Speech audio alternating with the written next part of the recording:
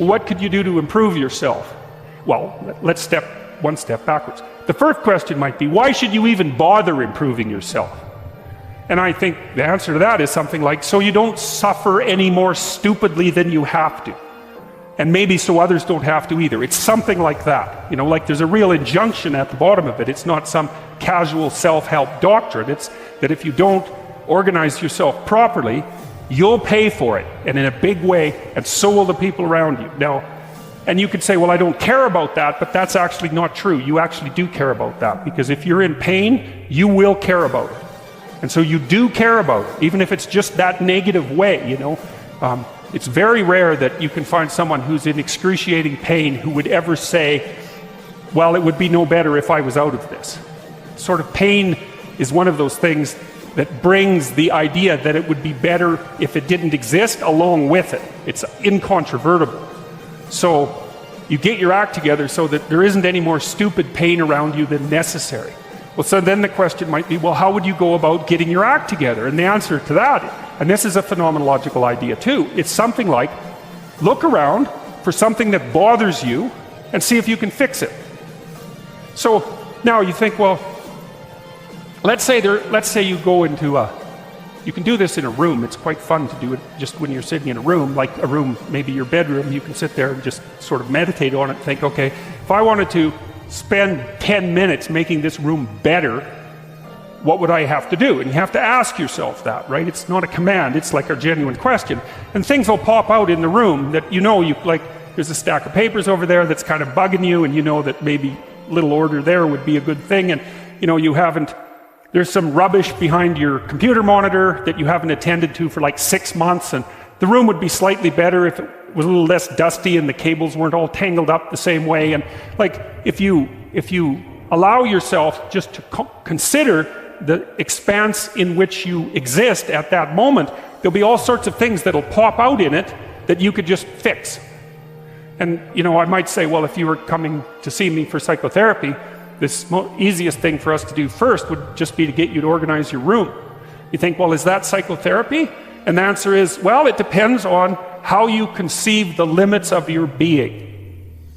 And I would say, start where you can start. If something announces itself to you, which is a strange way of thinking about it, as in need of repair, that you could repair, then, hey, fix it. You fix 100 things like that, your life will be a lot different. I often tell people too, fix the things you repeat every day, because people tend to think of those as trivial, right? You get up, you brush your teeth, you have your breakfast, you have your routines that you go through every day. Well, those probably constitute 50% of your life. And people think, well, they're mundane, I don't need to pay attention to them. It's like, no, that's exactly wrong. The things you do every day, those are the most important things you do. Hands down. All you have to do is do the arithmetic. You figure it out right away. So 100 adjustments to your broader domain of being, and there's a lot less rubbish around, and a lot fewer traps for you to step into.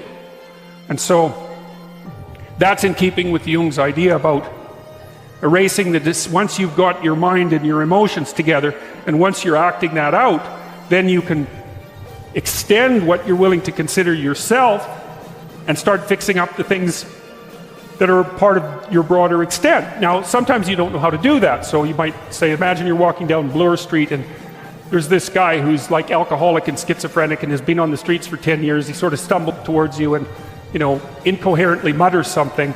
That's a problem. And it would be good if you could fix it, but you haven't got a clue about how to fix that.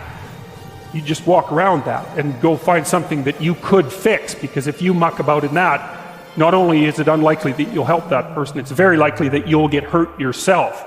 So, just because while you're experiencing things announce themselves as in need of repair, doesn't mean that it's you right then and there that should repair them. You have to have some humility.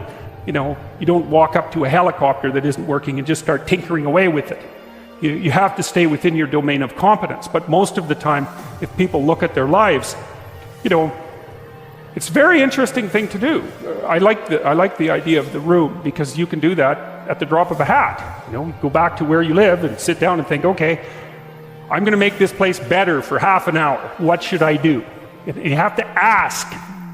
And things will just pop up like mad. And it's partly because your mind is a very strange thing. As soon as you give it a name, a genuine aim, it'll reconfigure the world in keeping with that aim. That's actually how you see to begin with. And so if you set it a task, especially, you have to be genuine about it, which is why you have to bring your thoughts and emotions together, and then you have to get them in your body so you're acting consistently. You have to be genuine about the aim, but once you aim, the world will reconfigure itself around that aim, which is very strange. And it's technically true. You know, the best example of that, you have all seen this video where you watch the basketballs being tossed back and forth between members of the white team versus the black team, and while you're doing that, a gorilla walks up into the middle of the video and you don't see it. It's like, you know, if you thought about that experiment for about 5 years, that would be about the right amount of time to spend thinking about it. Because what it shows you is that you see what you aim at. And that, man, if you can get one thing through your head as a consequence of even being in university, that would be a good one. You see what you aim at. And so because one inference you might draw from that is, be careful what you aim at, right? What you aim at determines the way the world manifests itself to you. And so if the world is manifesting itself in a very negative way, one thing to ask is, are you aiming at the right thing? Now, you know, I'm not trying to reduce everybody's problems to an improper aim. People get cut off at the knees for all sorts of reasons. You know, they get sick, they have accidents. There's a random element to being, that's for sure. And so you don't want to take anything, even that particular phrase, too far. You want to bind it with the fact that random things do happen to people. But it's still a great thing to ask.